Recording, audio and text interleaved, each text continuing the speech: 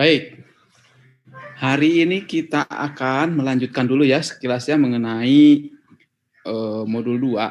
Kemarin kita sudah kemana-mana. Nah,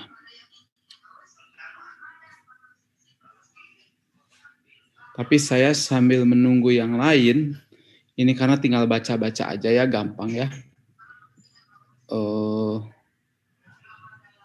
Oke, sambil menunggu yang lain, saya akan minta dari Ibu dan Bapak ya yang share screen, bersiap-siap untuk menjelaskan. Saya sudah membuat videonya juga ya sebenarnya. Jadi biar cepat saja. Saya akan minta secara cepat ya, karena nggak banyak nih. Kita mulai secara cepat sambil formatif saja dari mulai modul 0202. Nah, saya minta akan mulai dari Ibu Hasna Karimah. Silakan share screen. Saya akan menyiapkan presensinya. Ibu menceritakan mengenai teori pembelajaran behaviorisme. Kalau mau pakai slide share screen silakan, pakai slide yang ada di sini silakan, slide yang baru silakan. Mau cerita tanpa slide juga boleh. Silakan. 5 menit lah begitu ya. Ibu Hasna. Iya Pak, slide-nya yang di Edunex ya Pak. Saya menyerahkan. Mau cerita langsung boleh, mau pakai yang di Edunex boleh, mau punya sendiri juga boleh. Mana saja yang mudah. Teori behaviorisme itu gimana? Tokohnya siapa, mulainya kapan, kemudian secara garis besar seperti apa sih gitu.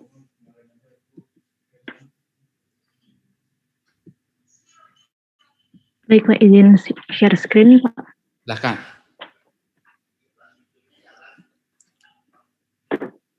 Jadi kita menyimpulkan hari ini. Langsung nanti masuk ke bab selanjutnya.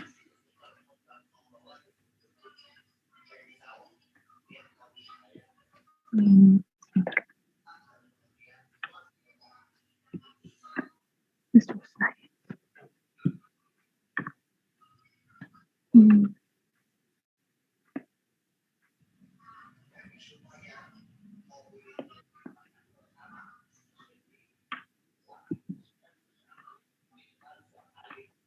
Silakan. Mulai. Bentar. Yang lain siap-siap ya. Yang berikutnya.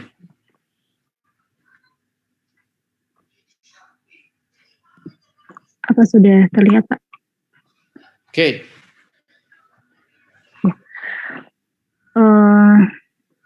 Dari teori behaviorisme yang sudah kita pelajari minggu lalu ini, Hasna dapetin suatu fokusnya itu jadi bagaimana lingkungan dan reinforcement dapat mempengaruhi perilaku manusia gitu ya. Jadi kayak manusia itu belajar dari dia melihat seseorang yang melakukannya berkali-kali gitu. Nah kalau di sini pun dijelaskan juga ya perubahan tingkah laku sebagai hasil dari pengalaman, lalu hubungan antara stimulus dengan respon yang ditunjukkan melalui interaksi dan lingkungan. Kemudian salah satu teori pembelajaran yang paling tua ya, berkembang pada abad ke-19. Kemudian teori ini masih banyak digunakan di dunia pendidikan. Ya. Kemudian untuk penemunya gitu ya, ada Ivan Pavlov dan juga B.F. Skinner. Dimulai dari behavior yang berubah, kemudian muncul stimulus dari orang yang melihatnya, kemudian dia mendapatkan respon yang didapatkan dari lingkungan gitu. Nah, kemudian di sini ada teori behaviorismenya, yaitu bagaimana hubungan antara stimulus dengan respon, yaitu menekankan pada tingkah laku yang ditunjukkan seseorang akibat dari interaksi antara stimulus dan respon. Kemudian dijelaskan juga stimulus ini adalah apa saja yang diberikan pengajar kepada pembelajar. Kemudian respon yaitu tanggapan pembelajar terhadap stimulus tersebut. Lalu adanya penekanan prinsip pemberian hukuman dan pujian. Lalu teori behaviorisme ini masih banyak ditemui di Indonesia. Di sini juga dijelaskan ada 3 kondisi ya. Netral stimulus. Jadi respon yang didapatkan secara natural, kemudian operant conditioning, yaitu respon yang didapatkan dari mungkin bisa dibilang apa ya? Dulu deh, efek gitu ya. Agak nggak pede ya menerangkannya, belum begitu paham. Saya minta bantuan. Iya. Lanjutkan. Terima kasih. Oleh di sini soalnya yang jangan ditutup dulu ya supaya yang lain nanti ngepasin dulu ke sana. Tapi sepertinya ya udah tanggung lah ya. Di sini yang nggak pakai NIM ini ada Mas Tommy sama ada Pak Tommy sama Pak Bagus. Nah, kalau Pak Tommy udah sering saya panggil, Pak Bagus deh sekarang. Lanjutkan. Baik, Pak. Sebentar. Teori behaviorisme itu seperti apa? Mau melanjutkan yang barusan misalkan, silakan. Sebentar, Pak. Yang lain bersiap-siap ya, karena bisa tiba-tiba lari ke tempat Anda.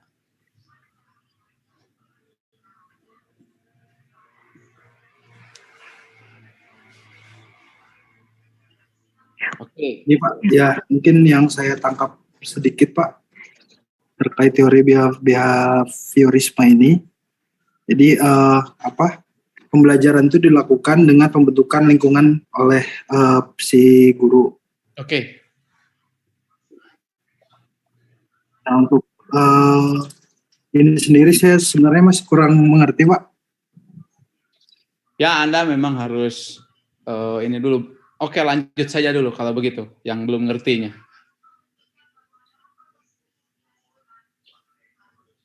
Nah, contohnya yang ini kondisi Pavlov klasikal, kurang lebih si anjing ini ketika ketika ditiupkan suatu fluid dan secara terus-menerus ketika fluid itu ditiupkan dia memberi makan.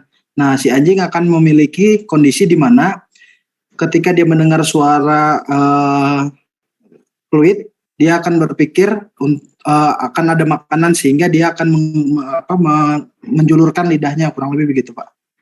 Jadi pembelajaran ini dibentuk dengan si anjing itu mengenal jika ada suara fluid, maka akan ada makanan yang datang. Jadi secara stimulus dia akan mengeluarkan lidahnya. Ini juga bisa diterapkan dalam kehidupan sehari-hari di mana si pembelajar mungkin ketika mendengar mungkin ya seperti ucapan salam, seperti assalamualaikum, dia dibiasakan untuk mengucap salam.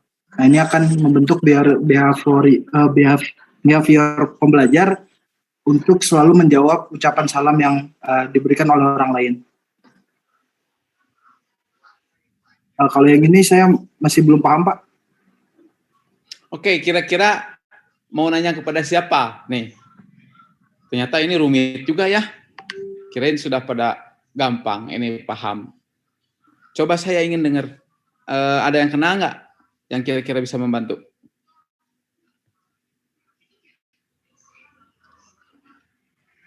Mas Bagus, siapa ya, yang mau dimintain bantuan? Jangan di off-kan dulu screen-nya. Saya panggil Pak. Ya. Sebentar, saya lihat partisipan. Kalau yang dari UPI ini pasti langsung bisa nih. Tapi ada yang dari UPI ya?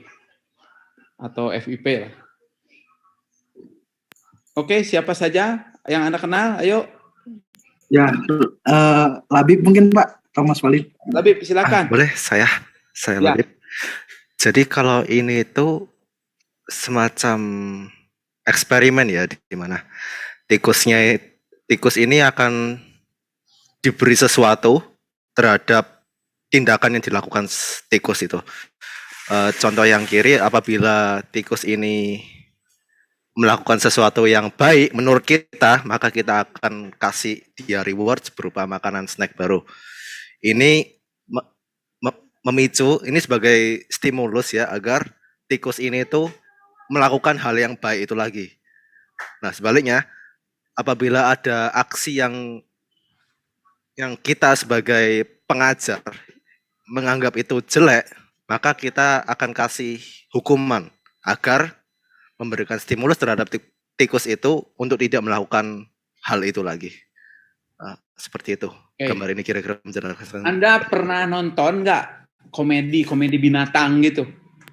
Mau lumba-lumba lah, komedi monyet. Siapa itu? Anjing, pokoknya yang binatang yang pinter-pinter itu. Saya pernah. Nah, itu sebetulnya manusia juga kan binatang sebetulnya ya, cuma akalnya lebih banyak, ya kan? Nah, pelatihan kepada makhluk dengan akal yang rendah itu ya begini gitu. Dengan teori behaviorisme, dan setiap manusia memang punya gitu ya unsur kebinatangan ini dominan. Kecuali orang-orang yang benar-benar sudah mengasah jiwanya ya, brainnya itu gitu untuk menjadi makhluk yang termulia. Kalau enggak, ya kebinatangannya akan muncul dominan ya. Jadi ini sebetulnya reward and punishment operant conditioning ini ya. Jadi specific consequences are associated with a voluntary behavior. Jadi kita kondisikan untuk mengarahkan si binatang tersebut atau si pembelajar tersebut supaya bertingkah laku yang kita inginkan. Kalau dia nurut, kita kasih kacang, kita kasih makanan, apapun lah yang namanya reward buat dia. Kalau enggak, ya enggak kita kasih gitu. Dia jadi tahu. Nah, itu yang pendidikan yang sangat rendah ya. Tapi ya manusia ternyata senang, banyak yang senang seperti itu. Oke, dilanjutkan Mas. Next.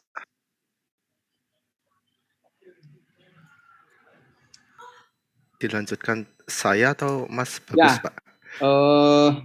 Mas Labib aja dulu. Oke. Nah ini, coba ringkasannya. Setelah jelas ya. Jadi kalau ini itu semacam diagram ya, bagaimana reinforcement and punishment ini bekerja.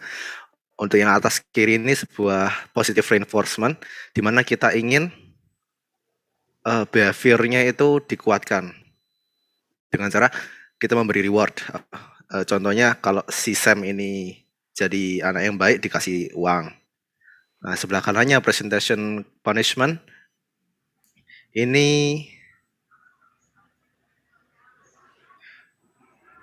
untuk mengurangi, jadi behavior weaken ini untuk mengurangi behavior yang tidak diinginkan. Jadi dijewer apabila nakal. Nah, yang untuk bawah kiri relief ini sebenarnya saya tidak terlalu paham yang barisan paling bawah ini kenapa. Oke, kalau gitu minta lagi tolong. Minta lagi tolong siapa Mas? Mas Labib atau Mas Bagus dulu bisa? Mungkin yang lain Pak, saya juga masih belum. Oke. Kalau begitu siapa tahu nih yang Mas ini siapa nih? Mbak ya? Andra Nur Wais. Iya Pak. Ya, silakan. Ini ada matriks nih, 2x2. Iya Pak.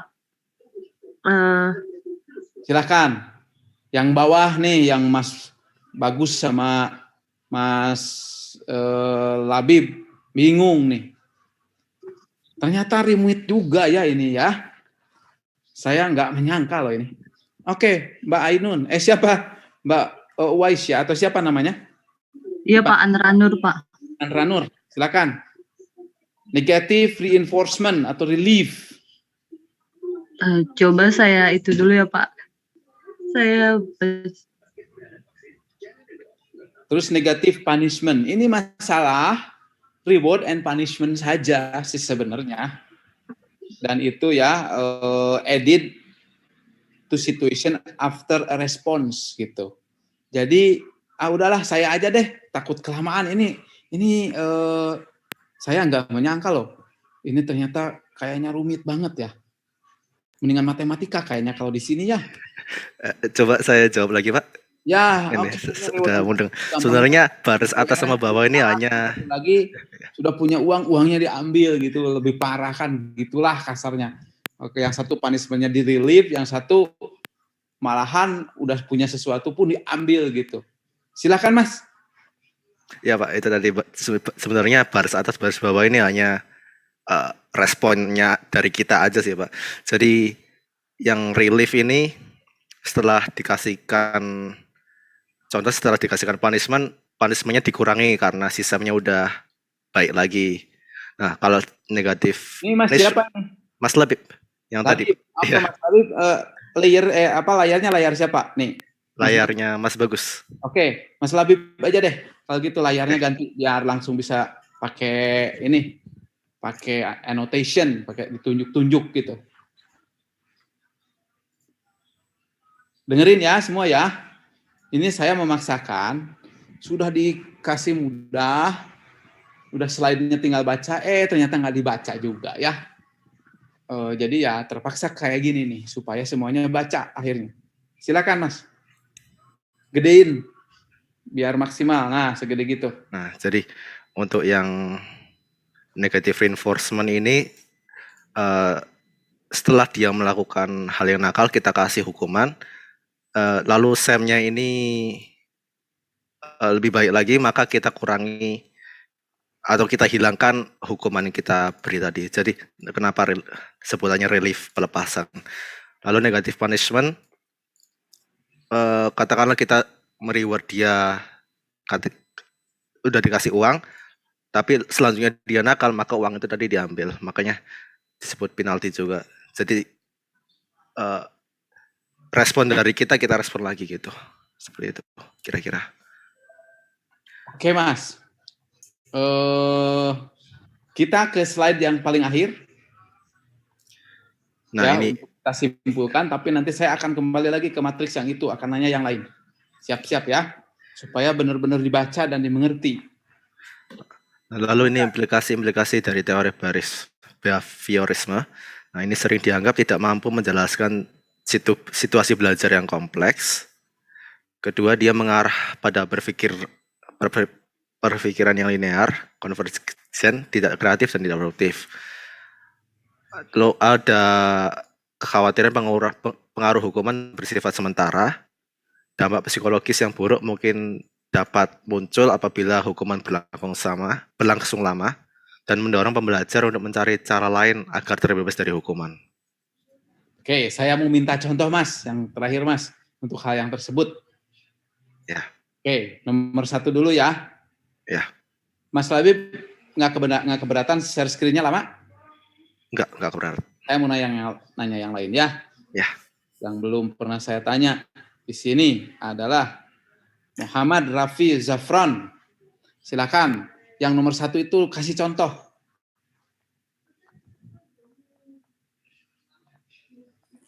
Halo Pak, maaf tadi Raffi Zafran titip bilang ke saya kalau dia lagi sakit perut Pak.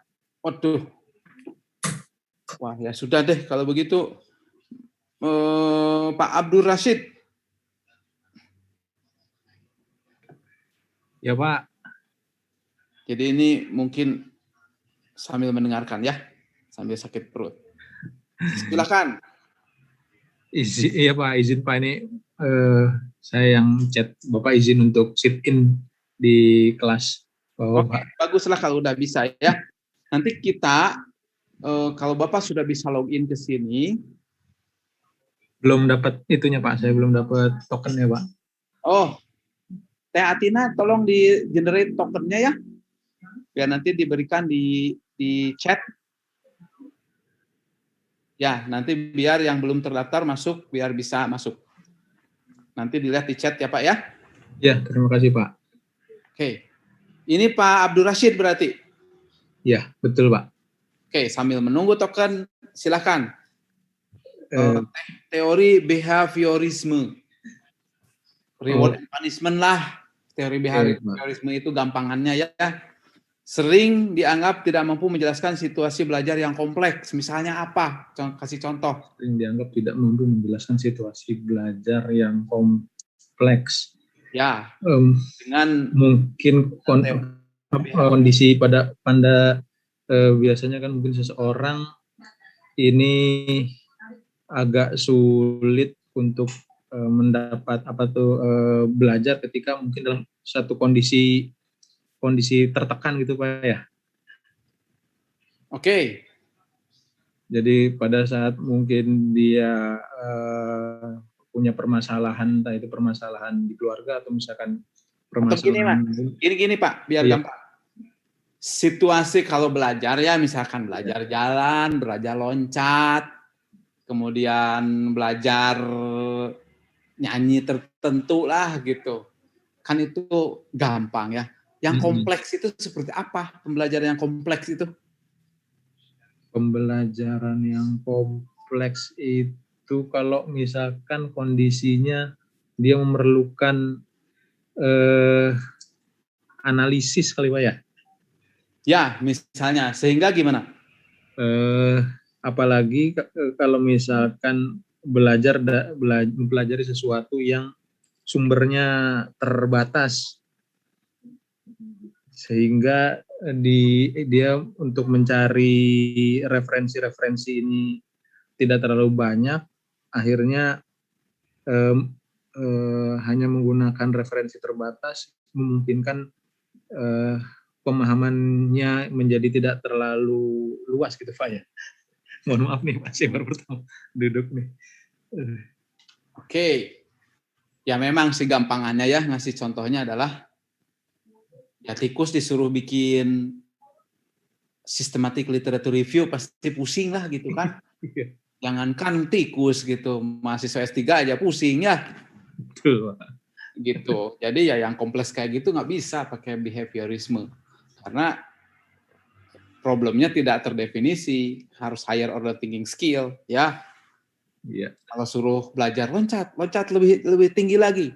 Ah, itu gampang dengan dipukul dikit-dikit kalau salah, lama-lama dia bisa loncat tinggi kan gitu. Tapi kalau yang tadi yang kompleks bikin sistematik literature review, dipukul-pukul malah stres ya. Gitu. Oke, Pak. Baik, Bapak udah dikasih itunya tuh ya di chatnya biar bisa masuk ke dalam. Nanti yang ngurusin. Terima kasih banyak, Pak. Baik, sambil kita presensi ya, jadi presensinya tinggal ini saja. Kalau yang belum masuk ke dalam mata kuliahnya, tinggal view course-nya. Kalau sudah, kayak yang ini, berarti tinggal nanti refresh page saja, presensinya akan masuk. Oke, saya akan nanya lagi nih. Ini teori yang paling sederhana nih ya. Saya akan dari bawah. Ada di sini Pak Sigit Widodo, mengarah pada berpikir linear, konvergen, tidak kreatif, dan tidak produktif. Pak Sigit.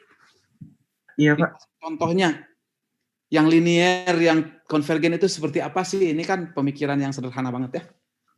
Kan banyak nih, kayak Tung Desem Waringin lah, atau siapa gitu, yang sudah tidak membolehkan lagi berpikir itu linear, kan gitu. Atau gimana maksudnya? Dan beri contoh. Pak Sigit. Ya. Berpikir linear dan konvergen. kalau convergen itu berarti lebih ke arah yang konkret ya.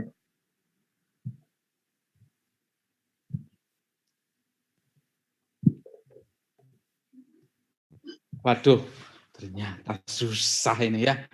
Sekarang Iya, saya naik ke atas. Ibu Leni, silakan. Berpikir linear, konvergen, tidak kreatif, dan tidak produktif. Ini behaviorisme.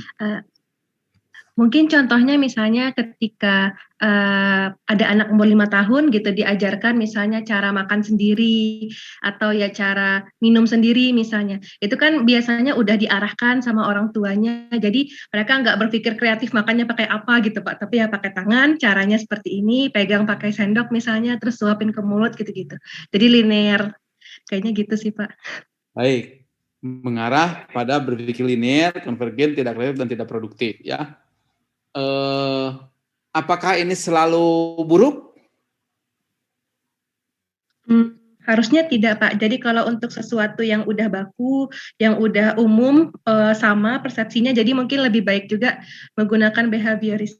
Tapi kalau untuk sesuatu yang baru, yang mungkin orang-orang belum benar-benar paham, misalnya kalau kayak kita di S2, S3, ya mungkin kita nggak bisa benar-benar harus linear terus gitu Pak. Tapi misalnya untuk anak-anak kecil yang masih butuh panduan, masih cocok sepertinya Pak menggunakan behaviorisme. Oke, baiklah. Kita juga sekarang terpaksa pakai behaviorisme dulu ya, karena ternyata tidak dibaca, ini dibiarin masih linear. Oke, terima kasih. Kemudian pengaruh hukuman bersifat sementara. Saya minta sekarang naik ke atas ya, Pak Yudi Setiawan. Baik Pak, izin Pak untuk memberikan contoh. Mungkin kalau untuk pengaruh hukum yang sementara, karena ini sifatnya behavior atau artinya kebiasaan pengalaman saja. Mungkin izin, ini contohnya seperti pelaku korupsi, Pak. Jadi karena mungkin dia sifat kemarin dia sudah dihukum, hukumnya ringan. Jadi punishment-nya itu menurut dia atau behavior-nya itu ini sepele. Jadi dia bisa melakukan tindakan itu kembali menjadi melakukan kembali Pak tindakan seperti itu. Jadi itu maksudnya pengaruh hukumannya bersifat sementara. Jadi dia pembelajaran itu tidak berusaha untuk menghindari, tapi tetap terjadi mengulangi kegiatan seperti itu, Pak. Oke, waduh, contohnya terlalu canggih ya itu ya. Koruptor itu kan, udah pinter-pinter ya. Sementara kalau hukuman ini intinya adalah tidak membuat jera gitu ya. Hukuman-hukuman kecil ini kadang-kadang tidak membuat jera. Oke, tapi ya bolehlah ya. Yang jelas bahwa seperti kata Bu Leni juga tadi, bahwa ini untuk hal-hal yang sudah sangat basic, semua orang melakukan, kewajiban. Nah, ini pasti cocok behaviorisme ya, tetapi banyak hal-hal yang lain, teori-teori pembelajaran yang lain yang perlu dilihat. Karena tidak seluruhnya teori ini selalu benar untuk setiap saat. Baik, ya.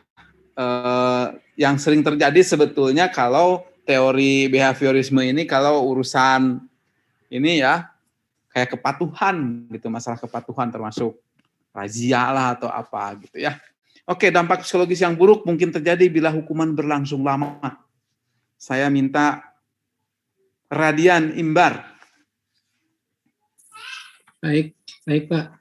Jadi kalau dampak psikologis yang buruk mungkin terjadi bila hukuman berlangsung lama. Jadi kalau misalnya contohnya tadi anak kalau tidak melakukan yang diajarkan, maka dijewer kupingnya. Nah itu kalau seperti itu takutnya nanti bukannya anak itu malah belajar, tapi dia justru takut gitu, takut dihukum. Jadi dia tidak menemukan esensi pembelajaran tersebut, tetapi malah adanya ketakutan menerima sanksi ketika dia tidak menjalankan. Sip, sudah cukup jelas lah itu ya. Kemudian, nah ini nih yang sering kita lakukan. Bahkan kita yang orang dewasa pun sering melakukan yang ini nih. Yang mendorong pembelajar untuk mencari cara lain agar terbebas dari hukuman, bukannya melakukan esensinya. Ibu Yeni. Ya Pak. Mungkin contohnya yang bisa saya berikan ya, karena ketakutan adanya hukuman, jadi mendorong seseorang itu melakukan apapun, ya bisa dibilang apapun supaya terbebas dari hukumannya. Mungkin contohnya ketika ada tugas dari pengajar begitu, si pelajarnya mencontek Pak, berusaha untuk ketika dia tidak bisa menemukan atau melakukan apa yang diinstruksikan dengan baik, si pelajarnya itu melakukan misalnya mencontek tadi, melihat pekerjaan temannya hanya supaya dia terbebas dari hukuman. Padahal dia mungkin tidak mengerti apa sih esensi yang sedang dipelajari. Mungkin itu Pak. Oke, baiklah. Saya kira sudah cukup behaviorisme ya. Kembali lagi satu slide lagi supaya kita simpulkan. Nah, lihat. Sekarang harusnya sudah bisa lebih banyak menyimpulkan. Di sini bisa dianggap sebagai ada matriks ya. 2x2. Award, castigation, relief, and penalty. Ini inti dari behaviorisme, terutama hasil penyempurnaan Skinner ya dari Pavlov yang sebelumnya yang sederhana. Ini sudah diperkuat lagi. Baik, saya akan minta yang terakhir Ayu Latifah. Bu Ayu Latifah, silakan. Iya, baik Pak. Saya coba jelaskan di sini kesimpulannya. Memang di sini yang bisa membuat kuat dalam apa ya, beretika mungkin apa ya. Ketika pembelajar kita berkinerja baik, nurut apa target pembelajaran, maka diberikanlah $1 atau coklat kasarnya ya. Iya, hadiah gitu ya Pak ya, reward. Dipuji gitu, oh kamu pinter kayak gitu. Oke, itu yang matriks 1-1. Kalau sekarang matriks 1-2. Yang sebelahnya castigation. Silakan Bu. Iya, jadi ketika dia melakukan suatu kenakalan, maka dia akan diberikan suatu aksi berupa hukuman seperti itu Pak. Hukumannya kalau di sini dicontohkan berarti kan dijewer ya Pak ya, karena dia melakukan suatu kesalahan seperti itu. Lalu yang bawah, contohnya dijewer, tapi sebenarnya nggak boleh ya, apalagi kepada anak-anak. Kalau kepada binatang mungkin aja sih, boleh-boleh aja ya. Tapi binatang nggak suka $1 juga sih, itu nanti saya gantilah ini. Oke. Iya Pak. Jadi dikasih punishment ya, dikasih misalkan katakanlah ya, kalau nggak dijewer mungkin disuruh berdiri mungkin Pak, dihukum berdiri di luar atau mungkin supaya geli gitu terus ya misalnya. Oh, dikelitikin ya Pak. Ya, kemudian yang reinforcement Pak. Yang relief ya. Ya, kalau yang relief, kalau di sini kan dicontohkan bahwa dia akan dicabut hukumannya ketika dia bisa berperilaku baik ya Pak ya. Jadi dia akan merasa lega. Tapi mungkin nanti itu dampaknya ke yang tadi Pak, hukumannya hanya bersifat sementara, jadi tidak memberikan efek jera terhadap apa yang sudah dia lakukan gitu. Oke. Dan yang terakhir untuk yang hukuman negatif, maka si uang atau reward yang sudah diterima itu akan diambil lagi ketika dia melakukan kenakalan. Terkadang mungkin hal tersebut menimbulkan sakit hati gitu ya Pak ya, karena tadinya dia sudah mendapatkan reward, tapi ketika dia melakukan lagi suatu kenakalan diambil lagi, serasa haknya dia tuh diambil mungkin ya Pak ya, kalau lebih ekstrimnya seperti itu. Supaya lebih terasa banget gitu dampak yang ada aja diambil kayak gitu ya.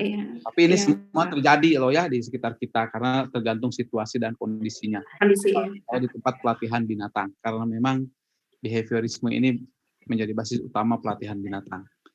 Dan manusia yang banyak kebinatangannya lebih suka ya kayak gini, gitu ya. Jadi mungkin kalau katakanlah gini. Seseorang itu berbuat baik, ada yang karena takut dihukum, tapi yang satu lagi karena ingin mendapatkan pujian gitu ya. Tapi kan yang paling baik itu karena kecintaan dalam melakukannya, tidak peduli pujian dan makian kasarnya begitu ya. Baik, kita lanjutkan. Kalau begitu cukup lama juga akhirnya nih yang behaviorisme. Kita cukup, terima kasih. Ini yang share screen, kita lanjutkan ke teori kedua. Baik Pak, ini saya tetap share-nya. Udah gantian aja, kasihan. Ya. Saya akan minta sekarang yang belum ini adalah Ade Chandra. Ade Chandra, silahkan. Jadi ini terpaksa saya inginnya sih bisa pada dibaca, videonya dilihat ya. Tapi ternyata enggak, jadi sekarang mari kita dibaca bersama-sama. Mungkin pada sibuk pastinya ya hal yang lain, jadi kita baca bersama-sama. Silakan.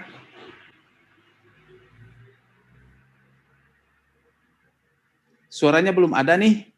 Share screen-nya juga belum ada. Sepertinya terkendala ya. Enggak. Tapi suaranya belum ada ya. Ya, suaranya belum keluar, Pak. Oke, baik. Silakan. Bukan ya. Ternyata ya, bukan. Jadi ya sudahlah. Ini ada. Dengar nggak Pak? Maaf Pak. Oke, monggo. Suaranya. Sudah dengar ya? Dengar. Ya, silakan share screen. Yang kedua, baik, kita masuk ke yang konstruktivisme. Masuk ke yang konstruktif, Pak. Baik. Ya, sebentar saya mendapatkan yang lain, Pak, tapi mungkin relevan dengan apa yang diulaskan di PPT Bapak, bahwa konstruktivistik ini kan memang mengarah pada belajar untuk mengaktifasi sebuah aktivitas pembelajar begitu Pak. Jadi peserta didiknya akan dibangunkan untuk mengkonstruksi sebuah pemahaman terkait dengan apa yang dipelajari. Jadi sedikit berbeda dengan yang tadi di behavioral, tapi di sini adalah kita dipicu mungkin ya Pak, si pembelajar dipicu untuk memahami pembelajarannya tentunya dengan diberi kerangka berpikir yang lebih lebih memungkinkan untuk dibentuk oleh si pembelajar. Mungkin gitu ya Pak. Baik. Siapa yang mengusulkan ini pertama kali? Kalau lihat dari yang tertuliskan sini ada Jean Piaget gitu ya Pak ya. Ada Ausubel dan juga ada Brunner kalau yang saya coba lihat dari materinya Pak. Baik. Oke. Kemudian saya akan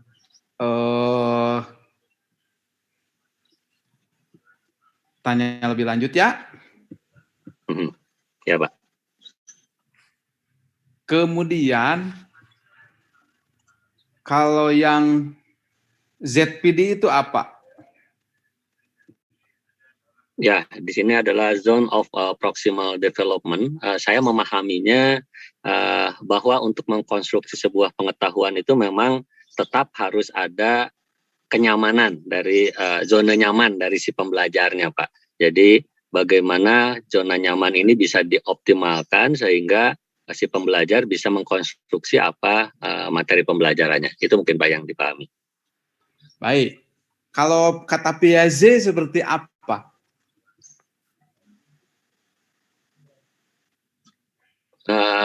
Ya, di dalam materinya di sini disebutkan bahwa Piaget ini learning impact artinya pembelajaran itu didasari oleh sebuah langkah-langkah development.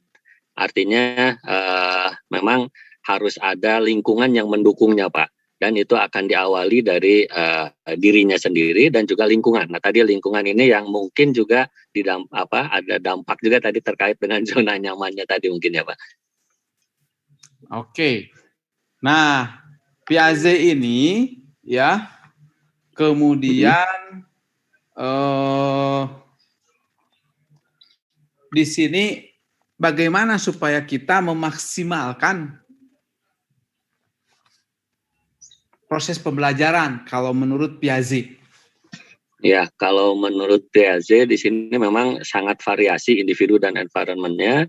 Namun ada yang di kanannya itu tersampaikan bahwa harus ada kembali ke keyakinan ya Pak ya. Keyakinan bahwa tampilkan sesuatu nggak supaya pembelajarannya multimedia nggak cuma. Oh iya siap Pak. Mungkin saya sambil tampilkan yang dari Bapak sebentar. Ini memang Ada masalah sebentar Pak. Ya, mungkin sudah nampil Bapak Ibu. Oke. Ya, jadi di sini developmental konstruktivismenya seperti yang disampaikan tadi, bahwa Piaget menyatakan bahwa ada sekumpulan langkah yang juga dipengaruhi oleh individual dan environment yang dari si pembelajarnya. Nah, di sini tapi diharapkan untuk mengoptimalkannya, di sini ada dua panah begitu ya, ada yang dari Vygotsky dan juga ada yang dari Brunner, di mana untuk mendevelopment stage ini juga bisa didukung oleh adanya sebuah pengembangan dari pengetahuan-pengetahuan sebelumnya gitu Pak. Jadi bagaimana kita mengkonstruksi dari pemahaman sebelumnya, dan tentunya ini tadi bisa juga seperti yang Vygotsky sampaikan, ada ZVD-nya, ada zona nyamannya, dan juga Brunner menyatakan di sini adanya sebuah kepercayaan bahwa belajar ini akan menghasilkan sebuah langkah-langkah yang memang saling mendukung gitu Pak, antara satu pembelajaran sebelumnya dengan apa yang dipelajari di masa-masa yang akan datang. Artinya kita akan mengkonstruksi dari pengetahuan yang sudah pernah diperoleh. Mungkin itu Pak kalau saya lihat dari gambar ini. Baik. Kalau begitu kita lanjutkan, karena Bapak mengambil yang dari ringkasan ya.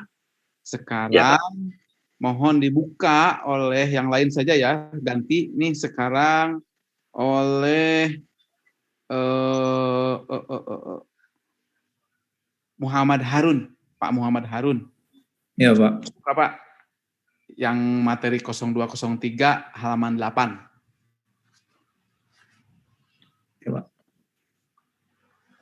Ini kita masih modenya ya, masih understanding sama applying ya, masih C3 ya maksimal.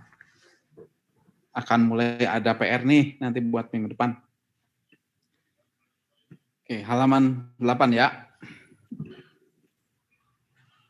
Ini ya Pak. Ya. Silakan. Kalau dari sini Pak, yang pertama itu belajar lebih baik jika pembelajaran aktif dan mencari solusi sendiri, sama seperti contohnya yang di sini ya Pak ya. Kayak ini orang-orang di sini ketika anak-anak disuruh memegang gajah ini, ketika dia melihat belalainya itu dia pikir itu adalah ular, sedangkan kakinya dia pikir adalah pohon dan lain-lain. Di sini kita bisa menyimpulkan bahwa anak-anak itu atau orang dapat belajar lebih baik, aktif dengan cara mencari solusinya sendiri, dengan melihat apakah yang dia pelajari itu adalah sebuah kebenaran, Pak. Seperti itu, Pak. Yang kedua ini adanya fasilitas yang dirancang agar belajar menjadi lebih baik, lebih aktif di sisi gurunya itu menyediakan peralatan-peralatan atau dari sisi si pembelajarnya itu sendiri, Pak, memiliki fasilitas untuk belajar seperti yang kita lakukan seperti ini saat ini. Untuk pembelajaran multimedia kita membutuhkan laptop untuk belajar tatap muka seperti ini, Pak, di masa corona. Kemudian pertimbangan pengetahuan dan tingkat pemikiran pembelajar itu juga ditentukan dari setiap individu. Apakah tingkat pembelajaran yang dia miliki itu sudah sampai dengan tingkat yang dia pelajari saat ini. Kemudian adanya diskusi dan evaluasi belajar. Di sini setiap individu itu berpikir apakah yang dia lakukan sudah baik atau benar dari setiap pembelajaran yang dia lakukan. Kemudian berikutnya jangan berikan desakan kepada pembelajaran untuk berprestasi sebelum siap. Yang berikan desakan pembelajaran untuk berprestasi sebelum siap. Maksudnya kayak jangan memberikan desakan. Ya, suruh anak kecil lari kayak Usain Bolt gitu ya, nggak bisa gitu loh, ada waktunya ya, ada tahapannya itu kan. Iya, Pak. Kemudian jadikan ruang kelas menjadi eksplorasi dan penemuan. Maksudnya mungkin di sini Pak, biar menyenangkan mungkin Pak ya. Jadi pembelajaran itu diberikan dengan cara yang aktif, setiap pembelajar dapat melakukan eksplorasi pada setiap pembelajaran yang mereka lakukan. Ya, ini bisa dibalik ya, bahwa dijadikanlah alam atau ruangan sekitar atau lab itu menjadi ruang kelas atau ruang pembelajaran. Gitu ya, yang paling utama ini dari Piaget ini kan jadi lebih tertib gitu ya. Kita lihat bandingkan dengan behaviorisme yang dimana benar-benar si pembelajar itu diarahkan dan dijajah lah begitu. Sementara yang konstruktivisme justru sebaliknya, dibuat mereka bereksplorasi sendiri. Tapi jangan salah, si pengajarnya harus memberikan arahan supaya mereka tidak menyimpulkan yang keliru, terutama prinsip-prinsip pentingnya. Itu ya? Iya, Pak.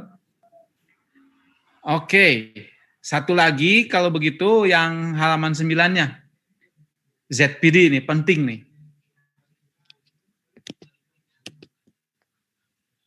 Silakan. Bagian yang lain deh. Kalau begitu Ahmad Tarmizan. Ya Pak, siap Pak.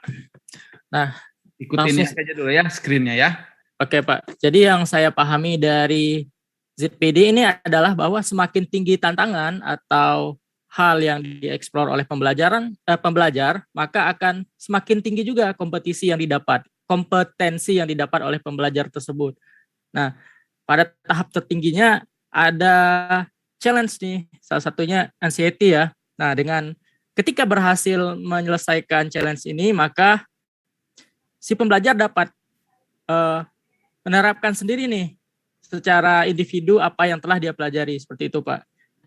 Jadi semakin tinggi tantangan yang diselesaikan atau yang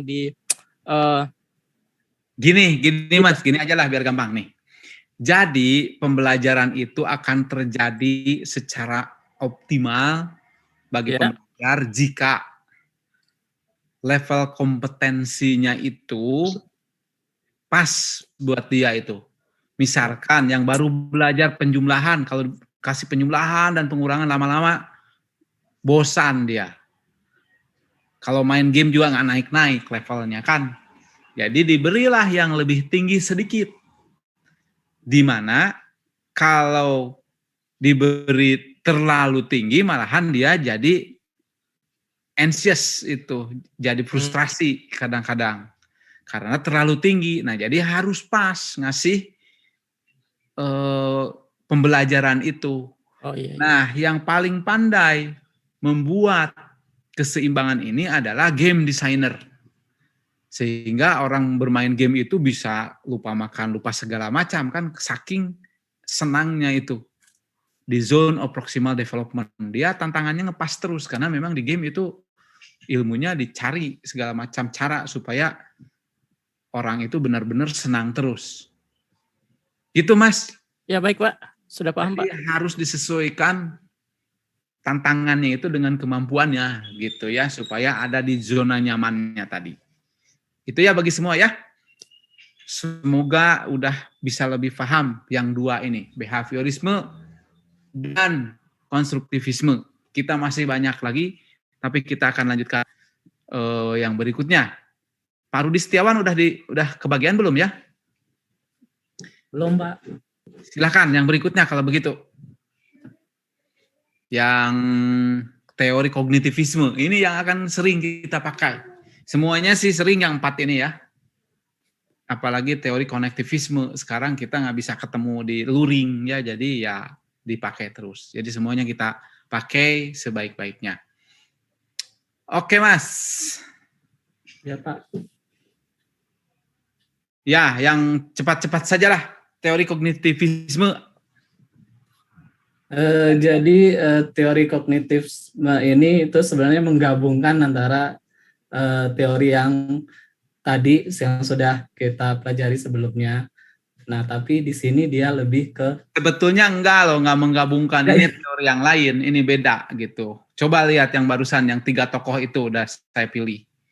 Terus, nah dari Bandura, kemudian ada Miller and Dollard sama Ausubel ini. Iya. Ini Pak, intinya sih dari teori kognitivisme ini itu bagaimana pembelajaran itu menjadi menarik itu karena dia sudah sesuai dengan dia sudah pernah mendengar sesuatu sebelumnya gitu Pak. Jadi ada pembelajaran yang dia pernah mendengar ibaratnya sebuah informasi, kemudian dia belajar dengan hal tersebut, makanya dia jadi lebih tertarik dengan pembelajaran itu gitu. Mana Pak? Bukan begitu. Itu melihat arsitektur otak sebetulnya. Coba cari dulu.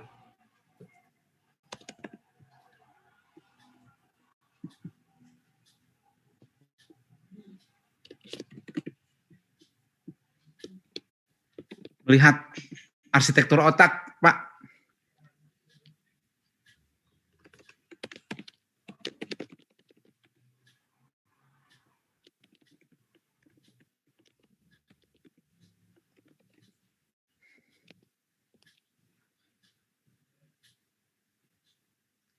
Nah, itu tuh kognitivisme itu.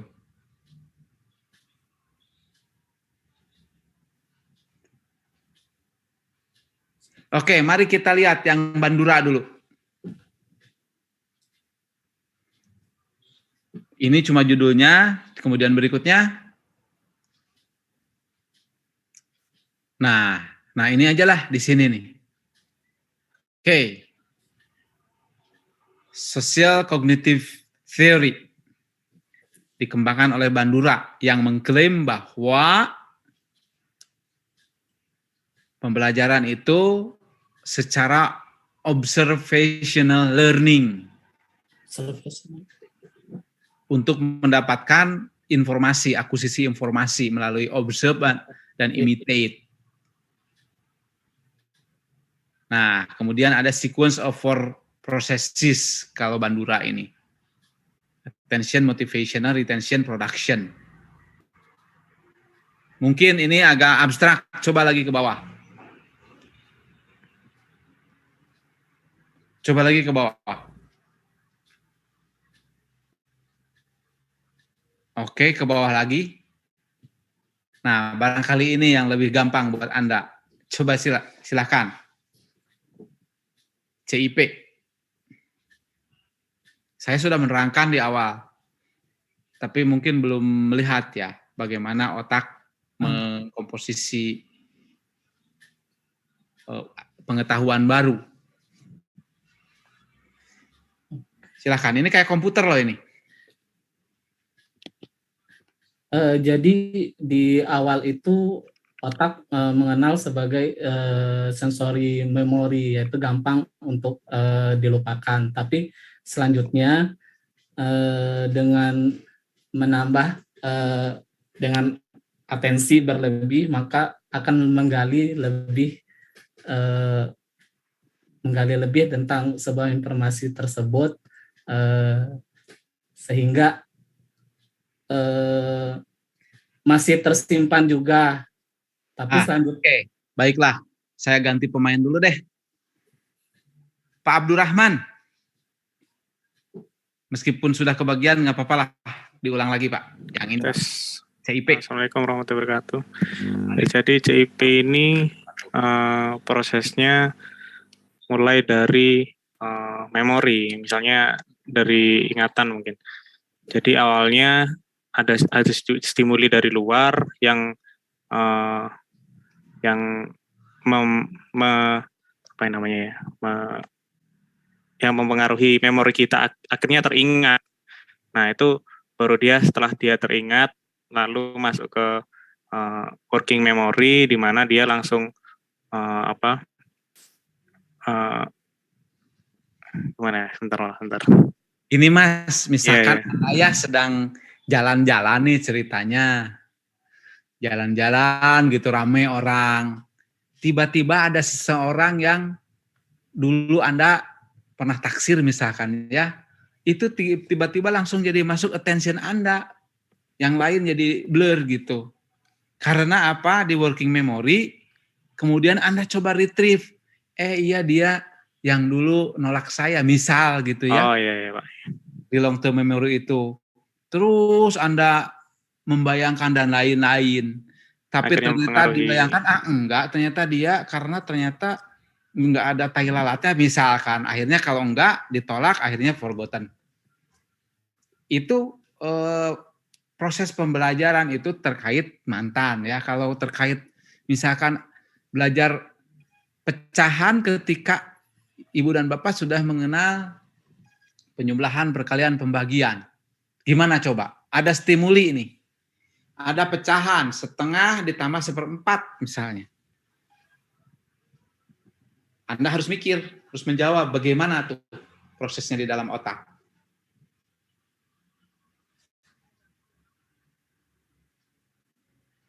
Halo Pak? Ya. Gimana? Ya awalnya mungkin mengingat langsung menggambarkan 1 dari 4 wadah. Kemudian gimana tadi Pak? Ditambah ya?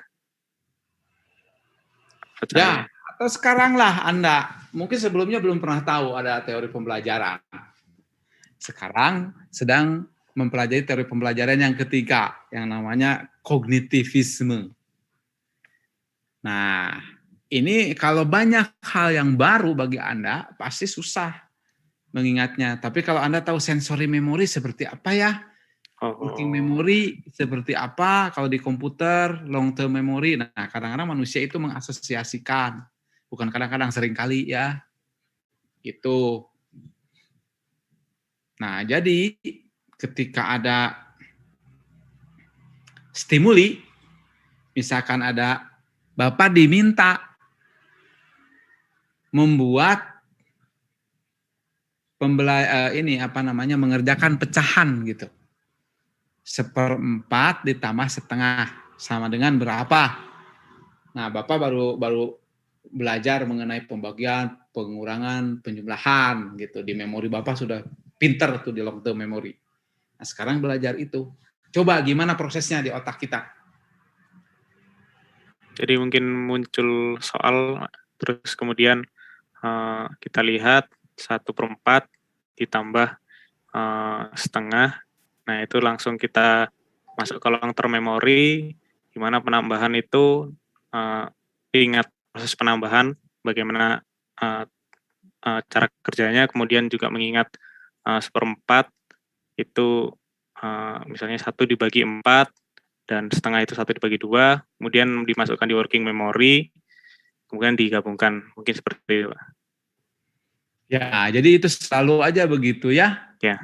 Jadi dikerjakan dulu per 2 ditambah 1/4 gak bisa, karena kita ingat di teori pecahan yang awal-awal, harus disamakan dulu penyebutnya gitu. Maka lari nyari menyamakan penyebut. Kalau ternyata susah, lari mengenai ada FPB, ada KPK, tuh digali lagi. Kalau enggak harus belajar lagi kan supaya ingat. Udah dipelajari, akhirnya tahu KPK-nya 4, jadi 2/4 tambah 1/4. Oh iya, penjumlahan atasnya dijumlahkan per. Nah itu kan otak kita tuh kayak gitu, kayak komputer, karena komputer memang meniru otak. Nah oleh karena itu ya, silakan lanjutkan. Implikasinya yang penting. Nah, kita menjadi punya kiat-kiat pembelajaran ya, karena dengan kognitivisme ini banyak hal-hal yang harus kita susun sedemikian supaya pembelajaran kita lebih mudah ke arah multimedia ini. Oke, berikutnya. Terakhir ya, habis ya. Mari kita lihat yang konektivisme.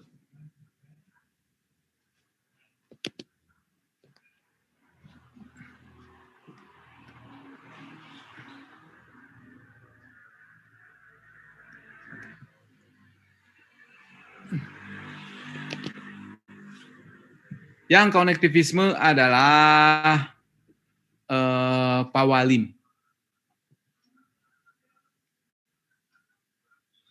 Halo? Iya Pak, baik Pak. Mohon izin share screen Pak. Silakan. Kita udah habis 1 jam ya, tapi apa boleh buat? Kalau belum ngerti buat apa jalan juga ya. Baik Pak, untuk konektivisme ini merupakan suatu teori pembelajaran yang ada di era digital saat ini. Kemudian pembelajaran konektivisme ini di mana pembelajar itu atau student atau murid ini belajar mengenai apa yang ingin diketahui, kemudian bahwa hal-hal informal, kemudian teknologi itu memungkinkan lingkungan pembelajaran, sehingga berbagai sumber daya tersebut menjadi sarana dalam melakukan pembelajaran konektivisme.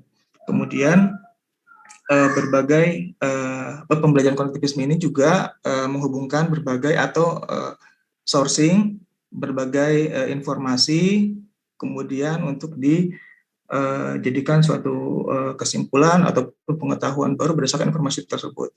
Dan pada akhirnya adalah konektivisme ini proses pembelajaran ini adalah diharapkan dapat terlibat dalam atau dapat membuat suatu keputusan.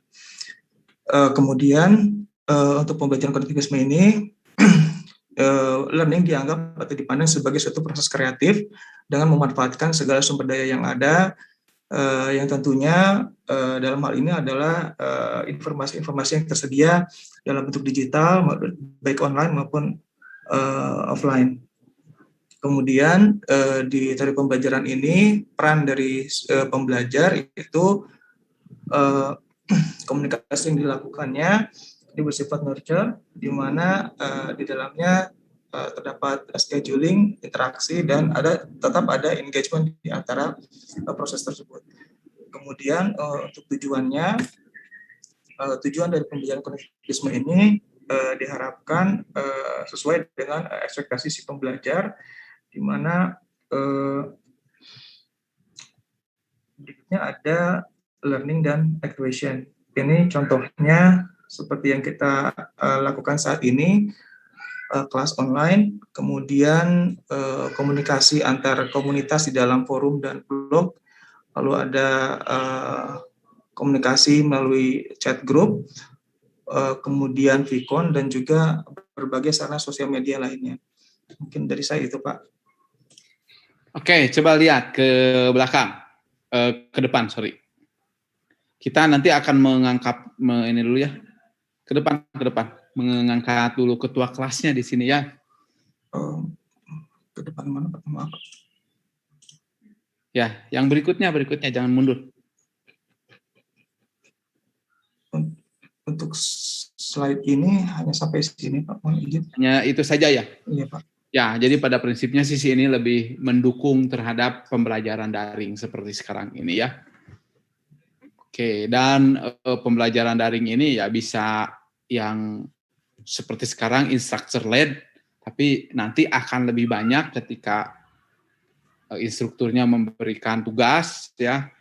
Nah, berarti Bapak dan Ibu akan melakukannya pembelajarannya benar-benar ekstensif ya. Discovery learning, mencari-cari bahan dan lain-lain. Oke, mari kita masuk dulu ke bab 2-nya, ke bab 3-nya. Saya minta dulu berarti yang belum, Bu Ainun sepertinya belum nih. Mari kita lihat. Bagian dari Smart Education. Mungkin yang Smart Education ini saya dulu kali ya. Ntar kalau gitu.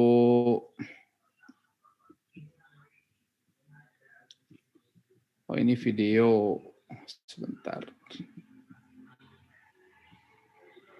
Slide-nya yang mana ini?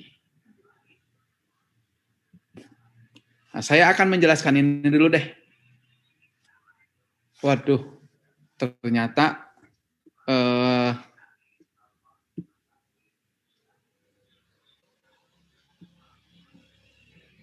oke, saya akan menjelaskan dulu ya. Ini rada panjang nih. Baik, biar cepat dulu deh. Nanti kalau ada yang nggak paham, jangan ditahan-tahan ya. Langsung raise hand aja, share screen.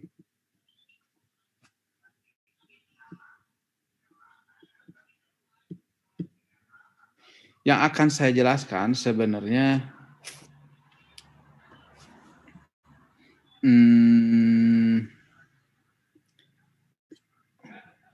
ya, supaya tidak lupa, nanti Teh Atina kita buatkan slide sampai 36 ya, supaya PPT-nya ada di sini ya. Lupa ini belum ditambahkan. Oke, saya untuk sementara akan menggunakan ini saja dulu ya. Akan saya zoom seperti ini supaya lebih besar hasilnya. Ini tidak ada animasinya nih, terpaksa nanti kita akan buat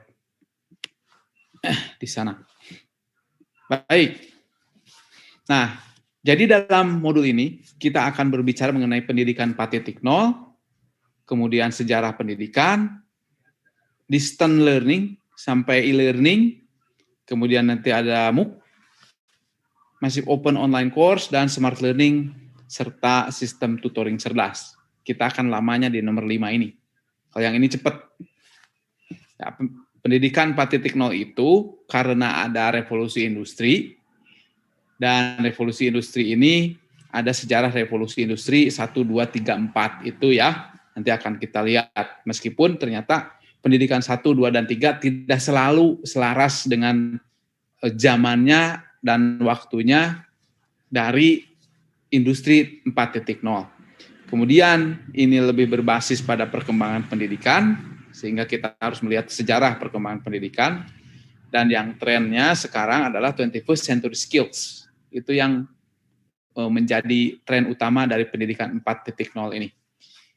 Nah, yang berpengaruh apa saja ya? Semua ya berpengaruh, pedagoginya berpengaruh, bahan ajarnya iya, lebih berbasis banyak digital, multimedia, antar mukanya juga, dulu buku, sekarang komputer, sekarang smartphone, teknologi, internet menjadi lebih penting, ke depan ada virtual reality, extended reality, dan lain-lain.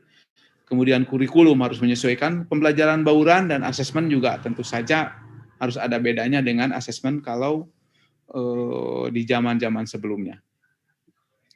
Ya, kemudian, nah ini kalau revolusi industri kita semua sudah tahu ya, gara-gara mesin uap jadi ada industrialisasi proses ya, mengarah kepada misalkan pembuatan tekstil di pabrik ya, kemudian ada ini lokomotif ya, mulai transport mulai lebih cepat, tidak hanya yang berbasis kuda misalnya. Kemudian industri 2.0 ini ketika listrik mulai ditemukan, ada conveyor belt. Kemudian yang 3 ini mulai dengan adanya elektronika ya, terutama digitalisasi.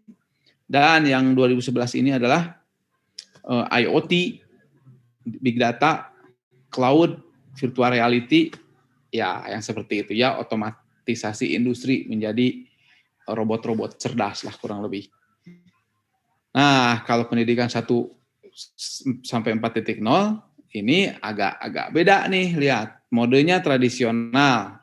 Kalau yang 2.0 dan ini mazhabnya banyak ya, kita asal tahu sajalah bahwa yang 4.0 ini supaya menerapkan 21st century skills itu ya, yang suka dirilis di World Economic Forum itu. Jadi hal-hal yang terkait dengan soft skill itu menjadi besar porsinya. Sampai-sampai Mas Menteri mengeluarkan MBKM dengan syarat soft skill-nya jauh lebih banyak dibandingkan hard skill-nya. Nah, pendidikan memanfaatkan internet ini 2.0, beda ya dengan 2.0-nya industri. Kalau di sana belum ada internet baru muncul di 3.0. Di sini 3.0, pendidikan yang mendorong terciptanya pengetahuan baru. Sebenarnya sih dari dulu demikian ya, tetapi sekarang lebih kepada nih yang 4, terciptanya inovasi baru. Ada yang memperlihatkan ini generasinya dari sini, X, Y, Z, terus generasi Alpha. Nah ini banyak versinya, jadi kita tidak terlalu memusingkan hal tersebut lah ya. Nah ini sudah ada yang 2025. Kalau 2015 lihat, yang pertama complex problem solving, coordinating with others, ini kan soft skill nih kebanyakan. top 10 skills ini lebih banyak soft skills-nya ya, hard skill-nya tidak disebutkan di sini. Nah, nomor 1 masih tetap critical thinking jadi naik, dan yang 2025 udah berbeda lagi. Nah, nanti bisa dibaca semua ya, ini yang jelas misalkan complex problem solving, critical thinking, creativity, people management, coordinating with others, ini lebih banyak empatinya ya. Ini masih terkait dengan lebih dekat kepada hard skill. Tapi yang people management, coordinating with others, emotional intelligence, judgment and decision making, ini benar-benar soft skill. Service orientation, melayani ya, berdasarkan kepada melayani orang lain gitu, membuat value kita secara pribadi lebih tinggi. Kemudian negotiation sama cognitive flexibility. Cognitive flexibility pindah ke sini karena ini sangat dekat dengan hard skill. Jadi kalau sudah pinter ini diterapkan di bidang yang lain harusnya lebih mudah. Jadi yang diantara yang paling dekat yang ini ya, kompleks problem solving tetap perlu ya, berpikir sistemik bagaimana memecah-mecah persoalan supaya menjadi terstruktur, lebih mudah diselesaikan secara bertahap. Nah, oke. Kemudian ini ada versi lain bahwa pendidikan 4.0 itu ada foundational literacy, numeracy, scientific literacy, jadi ini hard skill-nya nih. Kemudian ada skills yang tadi ya, yang kebanyakan komponen soft skill-nya, kemudian karakter qualities. Nah, curiosity, initiative, persistent atau grit. Nah, ini benar-benar murni. Jadi ada beberapa sudut pandang, tapi yang jelas ini yang diharapkan dengan program MBKM itu ini, yang kayak gini ya. Sehingga ya semua harus berbasis teamwork misalkan ya. Kemudian ada masalah-masalah yang tadi, empati dan lain-lain, kerjasama, kontribusi yang begitu ya. Nah, pendidikan 4.0 itu pedagogi berubah, domain ini bahan ajar berubah ya, interface-nya berubah, secara teknologi juga pasti ya, terutama yang ini berubah, kurikulumnya berubah, asesmen pun berubah. Sekarang mau ujian, orang-orangnya pada di rumah, nyontek, kerjasama, perjokian mudah. Nah, jadi harus ada perubahan bagaimana caranya supaya asesmen tetap otentik, tetap valid, tetap reliable. Nah, sejarah pendidikan di masa kuno, ini kita mulai ke sejarah nih. Kalau yang tadi pendidikan 4.0 secara kilat adalah seperti itu. Ya, yang diharapkan bahwa pembelajaran akan lebih banyak menekankan kepada teamwork, kepada keseimbangan antara soft skill dengan hard skill. Nah, kita lihat ke sejarah pendidikan. Mulai pada saat mulai mengenal tulisan, 3.700 sebelum Masehi di Mesopotamia, di sekitar Irak sekarang ya, peradaban tulisan tertua itu. Memang ada juga yang di Mesir dan di India. Bahkan kalau kita lihat gambar pertama itu 30.000 tahun yang lalu katanya yang ada di dalam gua itu. Sistem menulis yang ada pada saat itu masih berupa sistem fonetis, mentranskripsi bunyi-bunyi bahasa menggunakan tablet, tapi tabletnya asli dari keramik ya, dari lumpur yang disimpan jadi lama, itulah tablet yang asli. Nah, ini di Babilonia itu sudah ada sekolah gitu ya, ada sekolah juru tulis nih, dan kurikulum dasar sekolah juru tulis sudah ada, jadi udah ada kurikulumnya, makanya disebut dimulainya pendidikan formal itu di sini. Metodenya metode Socrates, banyak bertanya ya. The Socratic atau Socratian method is a different style of education than a lecture. Bukan hanya searah tapi banyak bertanya. Saya juga minimal sering banyak bertanya, minimal masuknya ke Socratian. This approach involves a conversation in which a student is asked to question their assumptions. The Socratic method of questioning is named after the Greek philosopher Socrates. Jadi di sekitar 400 sebelum Masehi. Oke. Nah, kalau yang dulu Socrates kayak gini nih. Tapi ini gaya ya sudah ada lembarannya, tabletnya udah keren nih. Tapi yang jelas Socratesnya ini bertanya kepada murid-muridnya. Tuh, udah pakai baju ya ini padahal udah di 400 sebelum Masehi. Sudah cukup modern lah, ada kursinya segala ya. Kemudian yang modern style seperti ini.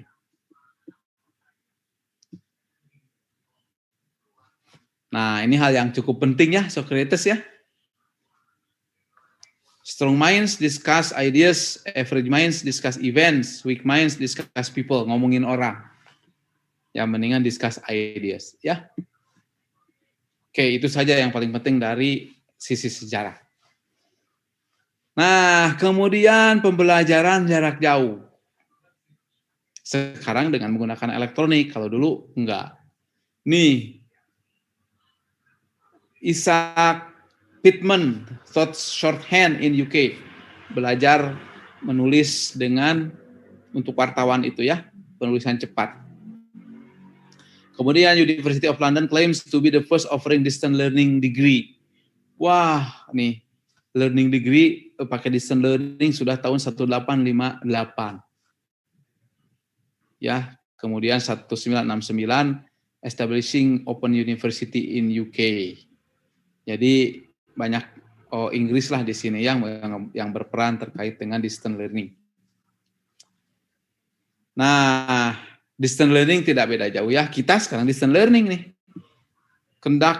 Conduction of needs assessment. Ya, kita sudah punya ya di silabus supaya bisa apa. Kita ingin C6 nih. Ibu dan Bapak nanti mulai minggu ini akan ada PR ya. PR-nya nanti kita, kalau saya punya ide sekalian sama-sama membantu Bu Leni sepertinya nih menerapkan ISO 12207 dikombinasikan dengan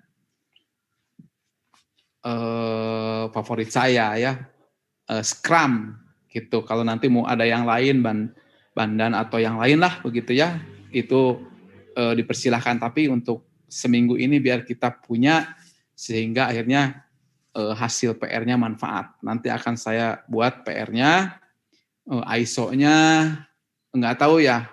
Nanti kalau nggak punya, saya nggak akan kasih sembarangan, tapi dilihat dulu, mudah-mudahan bisa mendapatkannya.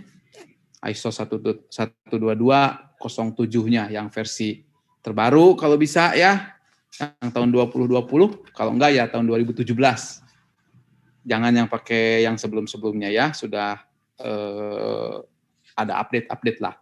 Outlining instruction goals and producing instructional materials. Ini kita sudah ya sedang menggunakannya. Providing training and practice for instructors and facilitators. Ya sudah dilatih menggunakan Edunext dan lain-lain supaya lancar. Kemudian implementing the program. Kita sedang menjalankan ini.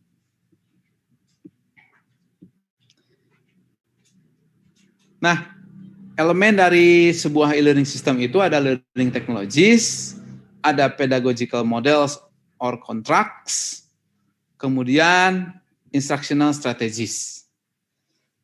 Ini namanya DABAG framework. Frameworknya banyak ya, yang lain-lain. Nanti saya, nah jadi seperti ini nih. Salah satu contohnya e-learning system itu people, services, technologies. Ada e-learning activities, di sini e-learning technologies. Kebetulan saya punya model yang baru ya. Di sini e-learning technologies-nya ada content, ada communication, ada collaboration. Kalau yang e-learning system stakeholders-nya di sini customers, suppliers, professional association, kemudian student commissions, board and shareholders, education ministry, industry. Nah, saya punya kritik lah terhadap ini. Nanti saya akan tanya kritik-kritik kalian, Ibu dan Bapak ya, terhadap model ini. Dan saya juga ingin menerima kritik terhadap model yang saya ajukan. Nah, kemudian kita masuk ke MOOC. Massive Open Online Course. Massive ini ribuan, satu kelas bisa ribuan orang, ratusan ribuan gitu ya. Open karena setiap orang bisa enroll, kemudian online, bisa jadi tidak ada luring sama sekali. Jadi bukan untuk eksperimental, atau kalau eksperimental harus praktikum sendiri, eksplorasi sendiri ya. Kemudian ini course ya, courses. Manfaatnya dapat mengakses pendidikan berkualitas sebagai alternatif jalur pendidikan. Ini mirip dengan open course ya, mirip dengan open education kayak UT begitu.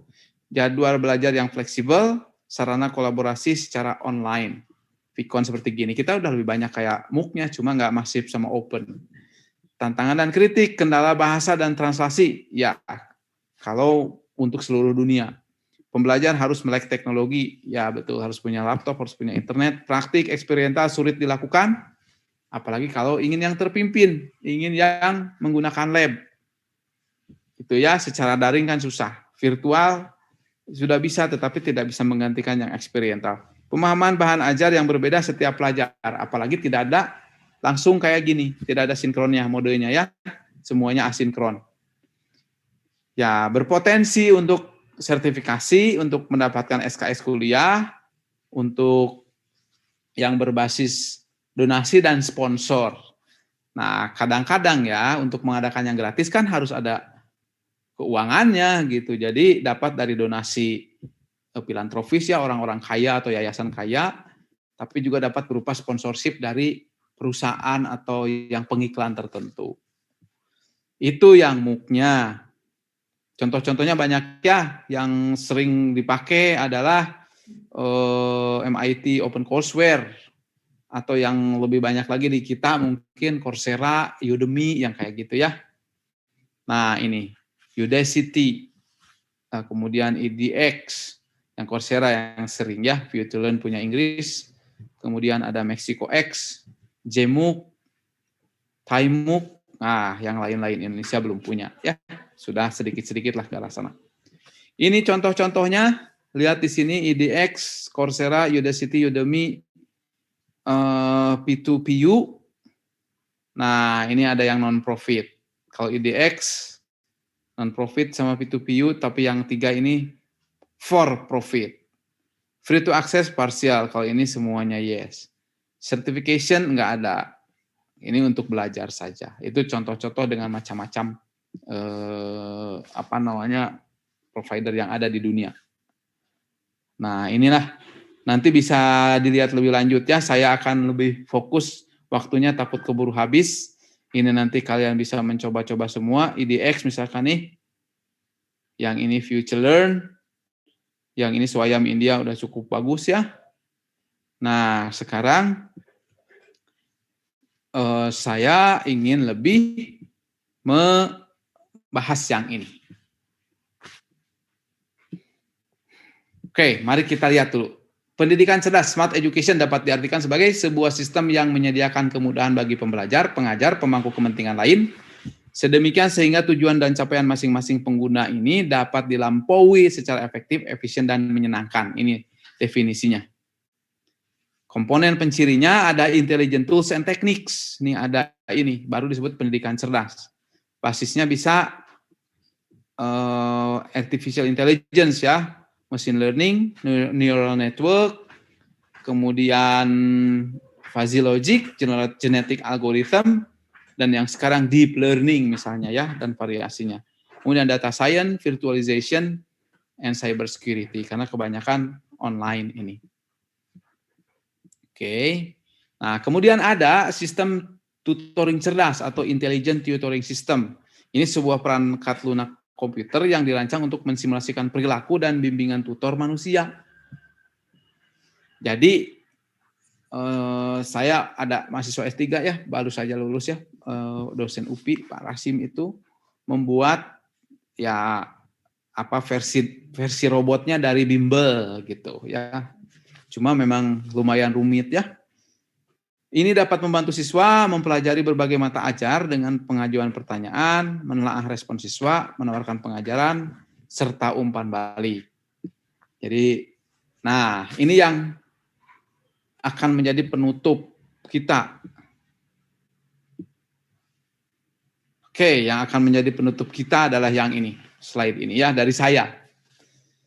Lihat, pembelajar akan belajar melalui sebuah proses menjadi hebat. Hebat raganya, hebat jiwanya. Jiwanya ini macam-macam, apalagi kalau nanti kita belajar mengenai filosofi pendidikan ya. Di filosofi pendidikan ini masalah ruhaniyahnya yang selain jasmaniahnya ini diperdalam. Ruhaniyahnya itu bisa mendapatkan informasi, knowledge ya, pengetahuan, skill, kemudian wisdom. Setelah wisdom itu bisa mendapatkan yang lebih tinggi lagi ya, yaitu behavior tadi, akhlaknya yang lebih mulia. Jadi tingkah lakunya yang lebih baik, kepemimpinannya seperti itu ya. Itu yang diharapkan dengan banyaknya soft skill sekarang. Oke, kalau yang ini untuk gambaran adalah kalau kita kursus menari misalkan atau kursus olahraga. Nah, ini raganya yang akan lebih banyak dilatih. Tidak ada satupun sebenarnya yang hanya salah satu saja, pasti ada kedua unsurnya. Cuma lebih dominannya di mana. Nanti juara juga kalau udah hebat, kalau mentalnya jelek tetap saja saat bertanding grogi, akhirnya gampang kalah, misalnya begitu ya. Nah, instruktur atau edukator ini faktor yang kalau di smart educational system bisa ada, bisa enggak. Kalau yang sudah pedagogi modulnya pinter, lebih pinter daripada instrukturnya, udah nggak perlu nih. Gitu. Kalau yang ini bisa segala macam ya, bisa institusi gitu, bisa admin di sini yang membantu. Lihat nih. Policy standar polisian kurikulum, standar bisa BSNP misalkan, Badan Standar Nasional Pendidikan, meskipun dibubarkan katanya ya, tapi ada Sisdiknas setidaknya. Ada SNDikti, Standar Nasional Dikti ya, itu bisa dipakai, atau standar internasional yang dari akreditor internasional. Policy sekarang harus luring, harus daring, harus bauran. Mas Menteri mengeluarkan MBKM, nah itu bagaimanapun juga akan mempengaruhi. Kurikulum yang lama, kurikulum yang baru, atau yang diupdate terus. Ini akan menjadi aspek filosofis ideologisnya, bahwa pembelajaran di Indonesia untuk perguruan tinggi harus begini. Nah, akan diikuti oleh semua. Sehingga domain modul, nih bahan ajar, bahan ujian, bahan asesmen, akan disesuaikan menurut dari apa yang dari menjadi standar polisi dan kurikulum tadi.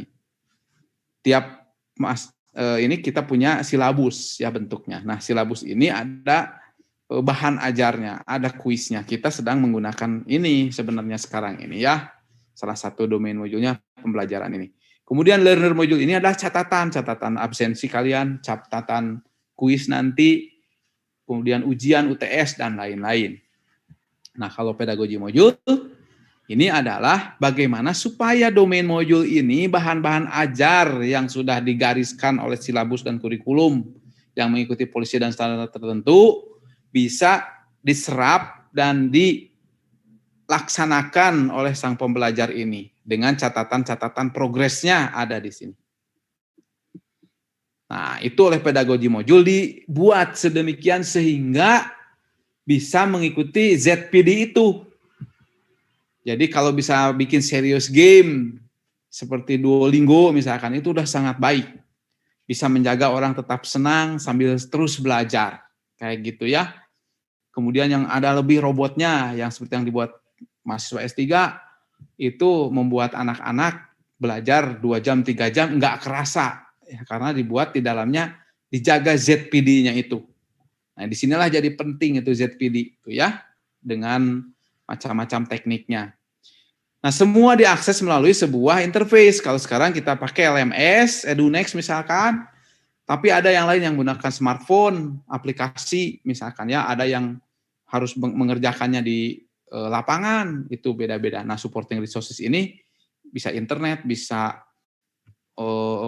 laptop, bisa Zoom aplikasi, bisa digital library, macam-macam. Nah, itu yang mendukung semua. Nah, jadi kalau kita lihat efek tercerdasnya lebih banyak di pedagogi modul ini. Ini robotnya sebenarnya ya. Kalau robotnya sudah pinter, bisa menentukan selalu ZPD dari pembelajar, makanya nanti ada mahasiswa lagi yang membuat emotion detection gitu, supaya akan menyesuaikan ZPD-nya dengan emosinya. Nah, itu kurang lebih saya sampai di sini dulu. Ini karena ini sama aja ya, diturunkan dari yang barusan. Kalau ini learner readiness mahasiswanya. Dah, saya akan sampai di sini dulu karena modul ini dikebut sudah selesai. Coba saya, memang ini nggak ada interaksi ya kali ini karena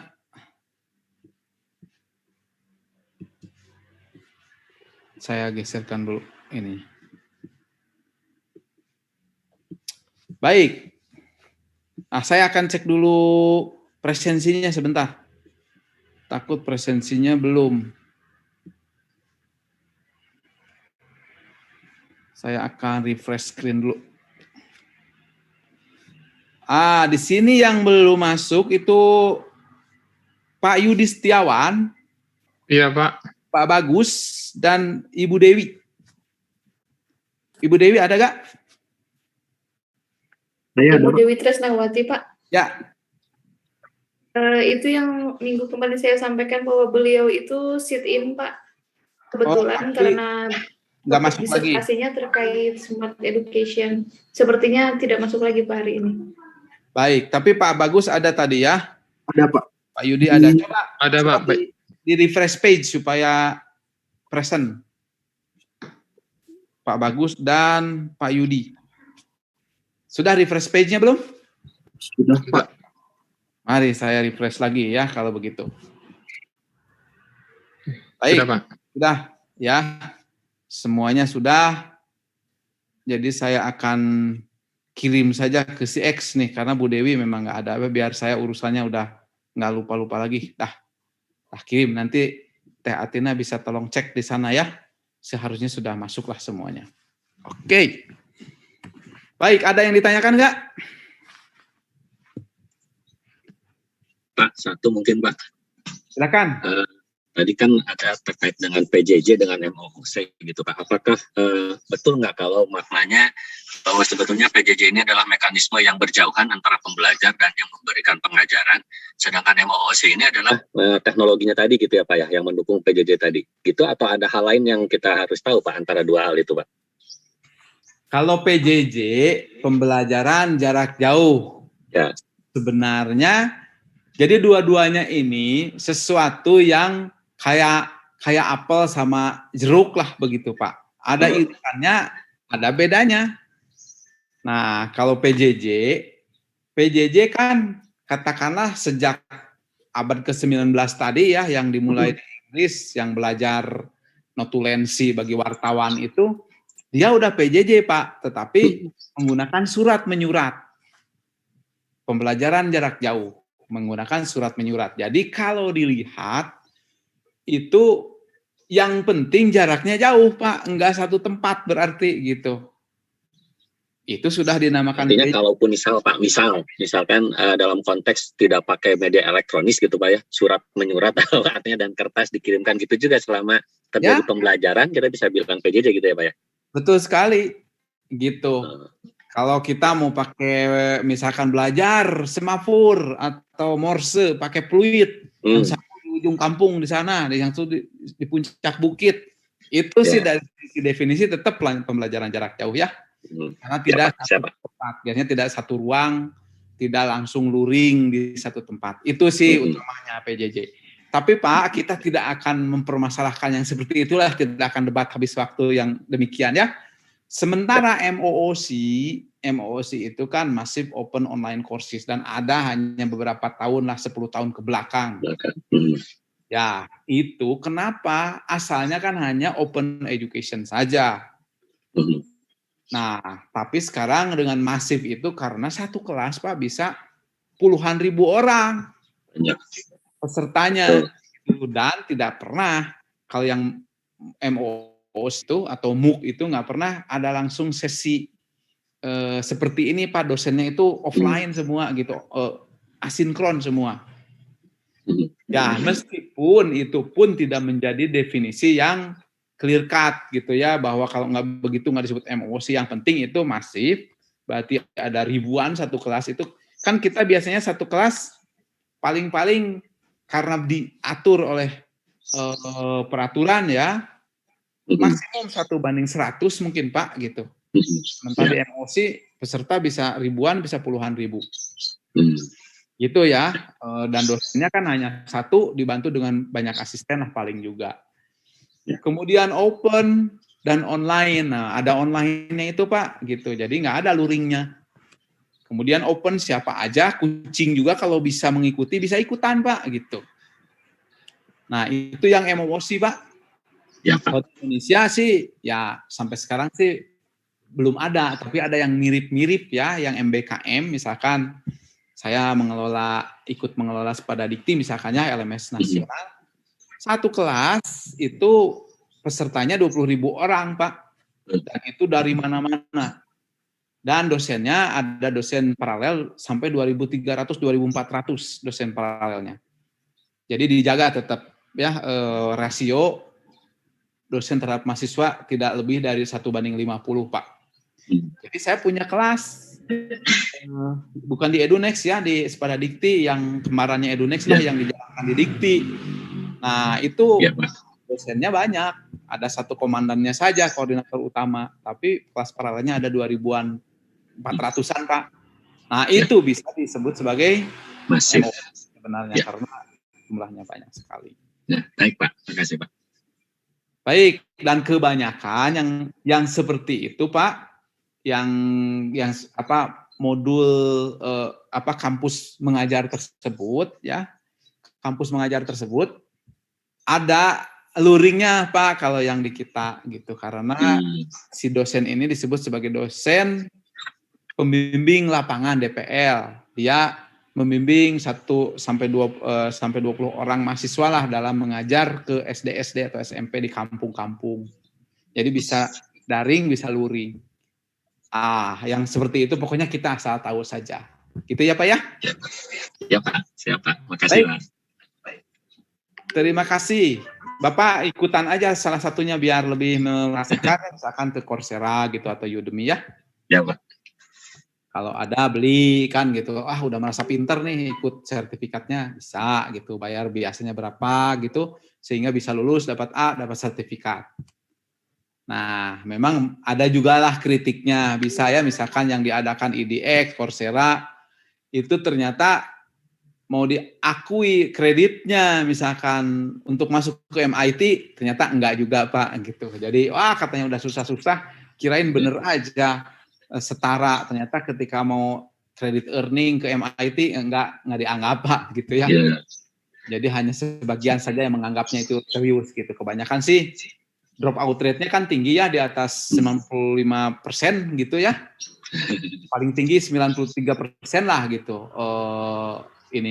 Paling rendahnya drop out rate-nya. Jadi kebanyakan drop out Pak, karena dia belajar untuk yang dia perlu aja, setelah itu udah tinggal gitu. 16 modul yang dia pelajari, 2 modul, 3 modul udah selesai. Satu kursus tertentu gitu ya Pak ya. Satu. Tanpa komitmen itu ya. Baik. Terima kasih Pak. Ada lagi nggak yang lain yang bertanya? Sama-sama Pak. Pak Ade. Saya Pak.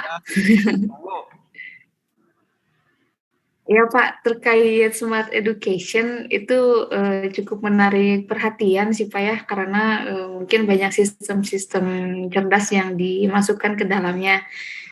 Cuman jadi pertanyaan saya ini, kira-kira ada contohnya nggak ya Pak ya? Platform apa yang sudah menggunakan smart system di dalamnya sehingga kita bisa melihat gitu Pak model daripada smart education yang memang bisa kita coba gitu ya untuk nanti dijadikan, mungkin bisa jadi acuan untuk kita saat nanti mengajar itu seperti apa begitu Pak? Karena sepertinya memang menarik Pak untuk yang smart education yang tadi Bapak sampaikan. Saya akan kasih contohnya ya. Nih, Ya. izin share screen dulu. Izin share screen, udah bisa melihat? Sudah Pak. Nah, sebenarnya ini bagian dari makalah nih, ceritanya sudah. Nah, ini dia nih. Ini Bu ya, yang Parasim, dosen UPI ya, baru lulus, itu beliau namanya adalah Immersive Intelligent Tutoring System for Remedial Learning in 3D Multi-User Virtual Environment. Nah, ini judulnya. Dia menggunakan interface modulnya adalah 3D Virtual Learning Environment. Jadi seperti Ibu mau main game ya, Iya. perang-perangan gitu, tapi ini game petualangan masuk ke sebuah pulau semacam Pulau Komodo misalkan, yang tidak terlalu besar, ya Bu ya. Nah, Ibu ingin belajar, misalkan di sini saya sebagai dosennya, saya login sebagai avatar guru, Ibu login sebagai avatar murid, dan yang lain-lain menjadi murid juga misalkan. Oke, bayangkan itu ke Pulau Komodo. Oh, kalau Pulau Komodo takut banyak komodo ya. Mungkin pulau, ya sudahlah Pulau Komodo aja, enggak apa-apa ya. Nah, kemudian dijalankannya harus ada internet. Bisa yang Parasim itu basisnya komputer aja, menggunakan komputer masing-masing. Jadi kayak pemain game lah yang sekarang itu yang anak-anak Mobile Legend tapi di HP kan ya, kalau yang ini di komputer. Nah, Bu, di situ belajarnya adalah belajar sebagai contoh menggunakan pembelajarannya matematika misalkan, pecahan lah misalnya ya. Jadi dalam pecahan itu Ibu akan di awal selamat datang masuk ke Pulau Komodo. Saya sebagai guru, selamat datang anak-anak, mari kita berpetualang di Pulau Komodo ini. Petualangan pertama itu ada level-levelnya ya Bu ya. Petualangan pertama adalah kita mengenal pecahan. Jadi dikenalkan pecahan yang awal, ada pembilang, ada penyebut, sifat-sifatnya kayak gitulah. Terus ada penjumlahan pecahan, ada operasi pecahan.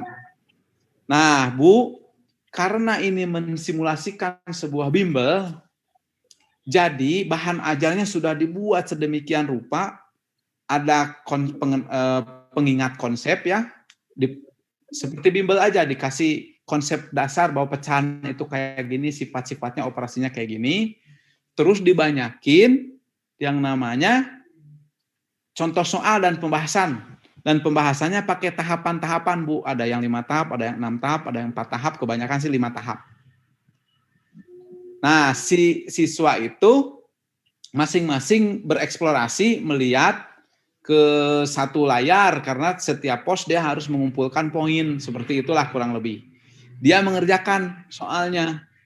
Nah, ketika dia mengerjakan soal, diberi soal, ternyata nggak bisa, dia harus mencet nggak bisa gitu, ada tolong, nanti dikasih langkah berikutnya. Dia masih nggak bisa, dikasih lagi langkah berikutnya. Nah, itu dicatat Bu, perjalanan dia itu nggak bisanya apa. Kadang-kadang dia harus turun dulu ke bawah, belajar KPK dulu sama FPB misalkan. Sehingga dia punya trajectory learning path nanti, kalau yang pinter itu nggak banyak nanya-nanya, dijawab semua langsung lulus gitu, dapat medali dan lain-lain. Tapi kalau yang nggak bisa ya harus belajar dulu KPK, FPB, udah bisa dikasih soal-soal penjelasan, kasih lagi soal yang searah. Nah, itu naik turunnya dia, dikasih soal yang lebih susah atau yang lebih mudah atau yang setara, itu diatur oleh pedagogi modulnya. Ada genetic algorithm, ada VD2 example sequencer, ada immediate explanatory feedback. Jadi benar-benar kayak one-on-one dengan tutor di bimbel Bu. Cuma dia bentuknya ya aplikasi avatar tadi gitu. Itu Bu contohnya Bu. Oh baik Pak. Ini ada ya Pak aplikasinya? Maksud saya di open source gitu Pak? Atau Ada di Masih Diklat berupa itu, prototype. tapi sekarang kan tuh Teh Atina yang komandan lapangannya ya. Nanti kalau ingin melihat, ingin mencoba, nanti kalau sudah buka kampusnya boleh dicoba gitu. Jadi ada 4 komputer, berarti ada 4 orang, gurunya 1. Bisa kayak gitu Bu, belajar pecahan dengan cara yang menarik, menjaga ZPD dengan menggunakan genetic Iya. algorithm, sama ini learner module-nya nih ada learners profile data menggunakan Bayesian knowledge tracer ini. Gitu. Jadi kita ingin menduplikasi proses bimbel. Ini perlu ada yang melanjutkan sebetulnya risetnya. Karena di awal-awal memang banyak sekali tantangan ya. Demikian contoh, ada contohnya satu lagi. Ini namanya Intelligent Agent for Group Formation on Computer Supported Collaborative Learning kayak gini. Ini menggunakan MBTI Group Formation dan learning style-nya menggunakan MBTI ini ya. Tapi kalau keputusan-keputusannya menggunakan fuzzy algorithm. Itulah ada 2 contoh di sini. Demikian Bu. Baik Pak, terima kasih banyak Pak untuk share pengalamannya Pak. Ya, ada lagi nggak? Kita udah habis ya waktunya. Kalau tidak ada, nanti tolong dicek. Bu Leni, monitor Bu. Ya Pak, iya Pak. Ya, kita akan bikin ya tugasnya mudah-mudahan nanti bisa bermanfaat bagi Capstone STI. 1 minggu ini Ya. akan membuat bagaimana mengharmoniskan antara ISO 12207 dengan salah satu agile methodology yang dalam hal ini karena kebetulan favorit saya adalah Scrum, akan pakai Scrum supaya kita punya patokan yang berbasis standar internasional lah Bu, gitu ya. Nanti hasilnya bisa berguna, bisa enggak, ya itu terserah Ibu nanti. Tapi ini untuk contoh bagaimana kita akan para pembelajar di sini ya mencoba mempelajari sebuah standar, kemudian ada sebuah best practice yang bernama Scrum, sebuah panduan ke depannya untuk bagaimana hasilnya dapat menjadi panduan kasar lah seseorang mengerjakan pengembangan aplikasi. Demikian ya. Siap Pak, terima kasih. Biar berguna lah bagi kita semua, proses pembelajarannya berguna, hasilnya juga berguna. Ya, baik. Terima kasih banyak. Sampai di sini dulu. Kalau begitu, saya akan bikin dulu PR-nya. Jadi waktunya nanti deadline-nya seperti biasalah, biar gampang ya. Jam 23.59 di hari Minggu berarti, supaya udah selesai. Hari Senin kita bahas bersama. Kita lebih banyak di sini menerapkan beberapa hal yang tadi ya, 4 jenis metode pembelajaran, tapi yang kali ini banyak eksplorasi menggunakan resource dari komputer. Jadi teorinya adalah teori pembelajaran konektivisme, meskipun konstruktivisme juga dipakai. Jadi saya akan bikin, nanti dicek aja ya. Terima kasih banyak. Kalau ada sesuatu nanti saya bikin forumnya juga, kalau ada yang ditanyakan bisa dibikin. Aduh iya lupa nih, ketua kelasnya siapa nih? Ada nggak yang secara sukarela mau memberikan pengabdiannya 1 semester menjadi ketua kelas di sini? Atau saya random? Saya akan random menggunakan stopwatch. Gimana nih? Ada yang mau mengabdi nggak? 1 orang dan wakilnya 1 orang. Ayo silahkan. Uji nyali soft skill nih. Yang mau mengabdi. Kalau begitu saya akan hitung 5 hitungan. Kalau tidak ada saya akan pakai stopwatch saja, akan saya random dan hasil stopwatch ini nggak boleh ditolak. Mau gimana? 1, 2, 3, 4, 5. Nggak ada nih. Sudahlah, saya akan menggunakan stopwatch. Nanti, bismillahirrahmanirrahim. Stop. Coba yang saya mendapatkan nomornya ada 84 ini. Yang paling dekat ke nomor 84, 2 digit terakhirnya di sini. Ini Mbak Andra Nur sama Mas Bagus, Pak Sigit, Tommy, ini keluarkan dulu lah NIM-nya. Sekarang yang paling dekat ke 84 ini adalah Muhammad Harun, 94. Mas, Pak Muhammad Harun. Ya, Pak. Tommy itu 42. Pak Sigit berapa? 36. Wah, berarti memang Pak Muhammad Harun ini jadi ketua kelas kita. Siap ya Pak ya? Siap Pak. Ada pilihan Pak, soalnya udah takdirnya begitu. Bapak mau dibantu siapa? Perempuan dipilih Pak. Mau saya kocokin lagi gak? Atau Bapak mau pilih? Atau teman saya aja Pak ya? Boleh? Rudi Pak. Mas Rudi. Kan laki-laki itu. Enggak Pak. Maksudnya teman saya itu yang laki-laki cuma 1 orang Pak di sini. Oh iya, nggak apa-apa. Ini biar Bapak semuanya jadi teman. Oh gitu Pak. Atau random aja Pak? Ya, random aja ya kalau begitu. Bismillahirrahmanirrahim. Saya akan memilih lagi yang dekat nomornya 09 perempuan. Sepertinya ada nomor berapa nih? Ada 7, masih jauh. Ada 10, Bu Ayu nih.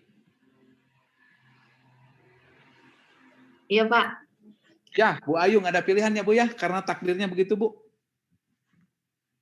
Baik Pak, siap Pak.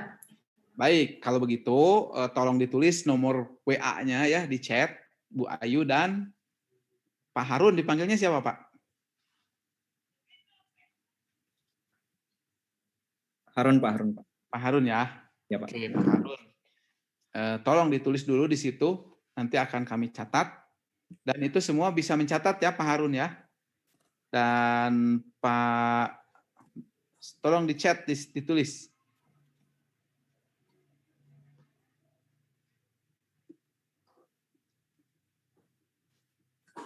Nah, silahkan ya ketua kelas kita sudah ada. Saya akan catat dulu. Satu lagi, Bu Ayu. Baiklah, sepertinya itu saja ya. Kali ini kita udah punya ketua kelas. Nah, nanti kalau ada apa-apa, ketua kelas nanti akan saya kontak ya, biar tahu nomor, kemudian asisten akademik dibantu oleh Teh Atina di sini. Terima kasih. Saya tutup dulu. Wassalamualaikum warahmatullahi wabarakatuh. Selamat sore. Bisa minta tolong Pak, itu ada grup Pak. Terima kasih Pak. Kenapa yang minta tolong? Terima Saya kasih buatkan Pak. grup untuk pembelajaran multimedia di WA Pak. Iya, bagus sekali lah ya. Nanti teman-teman bisa join di link yang saya sediakan itu. Bagus tuh. Sudah ada itunya ya, biar join ke sana. Silahkan. Terima kasih. Nitip ya. Ya, sepertinya Teh Atina ikut ke situ lah ya. Biar ada mudah komunikasi.